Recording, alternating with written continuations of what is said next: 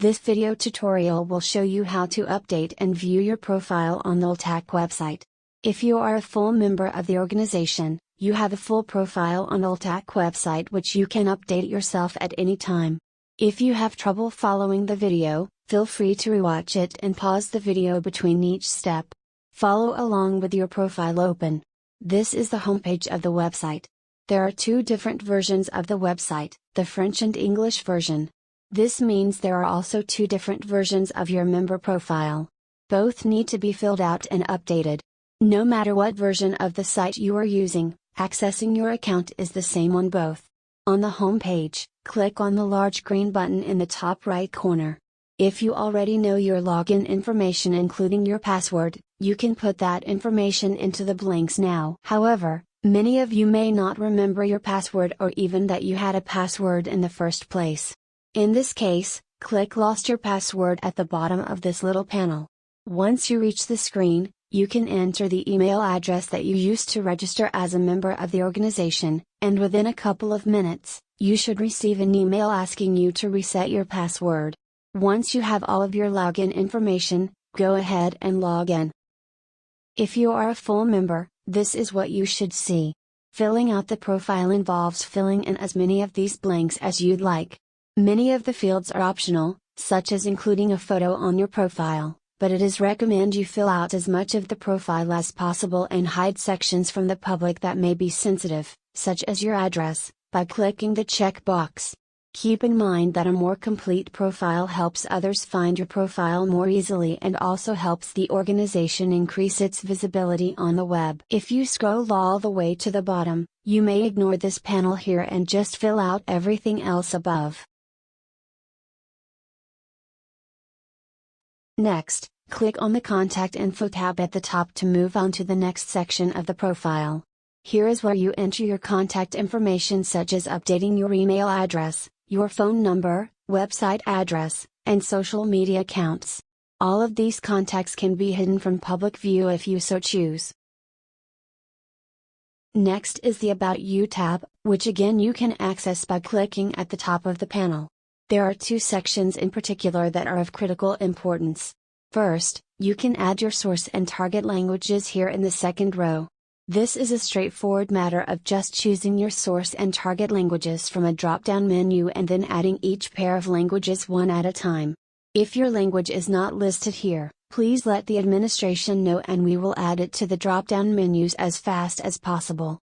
Another important area here is the bio section, both in English and in French. We recommend that you provide a professional bio in both languages of up to 250 words and not less than 100 words. Please use full sentences rather than point form. Keep in mind in the bio you do not need to mention the titles that you've worked on, or awards you've won because there are separate sections for these below. It is recommended that you think about the kinds of words that people might search for when they're putting it into a search engine like Google. For example, if you have a nickname or name that you are more commonly known by, you should include that in some way in your biography. You also shouldn't use overly complex words unless these words are strongly associated with you or your work. Just below the bio is the Selected Bibliography section. You can select up to 10 titles maximum to include on your profile. If you have more than 10 titles translated over your career, it is recommended that you select the 10 that are most likely to be searched for on Google. So for example, you would favor titles that sell well or have won an award over those that are less likely to be searched for by typical users. Books you translated by well-known authors are also a sure bet to include in your selected bibliography, even if they are older works. You might be wondering about the fact that there are separate blanks for both English and French versions of your bio and other fields. It's important to remember that both boxes need to be filled out in order for the information to display correctly on both language versions of the site. The correct version of your bio will display depending on whether the user is viewing the website in English or in French, which is quite convenient. The next fields are self-explanatory, so I will not go through them here. Simply fill in the blanks and you're done. Now at the bottom of the panel, you have two checkbox options, one to authorize the organization to send you newsletters, and another where you must check off that you understand that you are solely responsible for keeping your profile information up to date. Once you are done filling out all three sections of the profile, the You section, the Contact Info section, and the About You section, you can save your work by clicking the blue Update button on the right-hand side.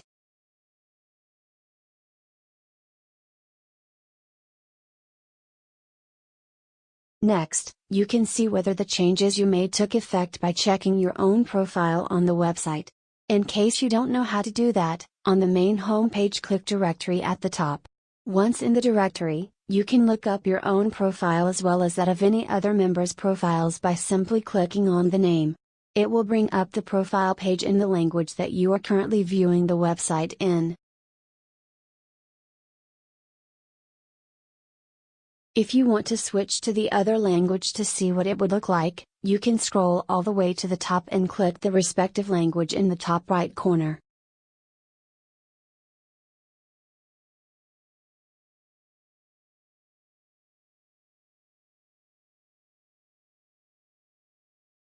Last, here are some suggested ways you can use your profile on the association's website. First of all, if you don't have a personal website, it is a very good idea to keep your profile as up to date as possible, as chances are, people may stumble across your profile when searching for you on Google. Secondly, it doesn't hurt to include a link to your profile in your email signature, which you can easily set up in your email client. Alternatively, if you have a website or something like a LinkedIn profile, be sure to link to your member profile to help increase your profile's visibility on the internet. Third, when you are involved in an event such as a panel or public presentation, be proactive about having the organizers include your profile address in things like your contributor bio, especially if you do not have a website of your own. This gives people who attend your talks and events an easier way to get in touch with you without the need for you to set up your own website or social media accounts.